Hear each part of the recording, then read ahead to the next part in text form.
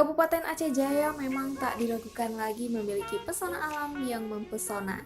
Kali ini, Aceh Jaya mempunyai destinasi wisata yang akhir-akhir ini membuat pengguna medsos dihebohkan dengan beredarnya foto-foto nan indah bak di negeri Belanda.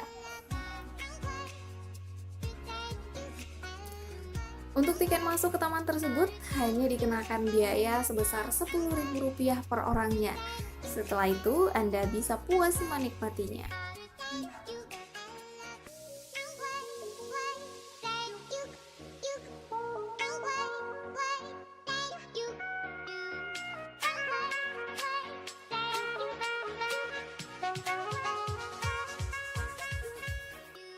Merah, kuning, dan oranye menjadi warna yang ada di Taman Bunga Selosia Garden.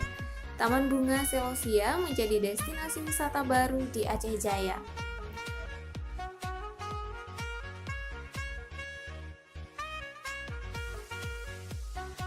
Kesempatan ini tak dibuang sia-sia oleh pengunjung untuk melakukan swafoto bersama keluarga. Rugi rasanya jika tak mengabadikan momen yang tergolong langka ini.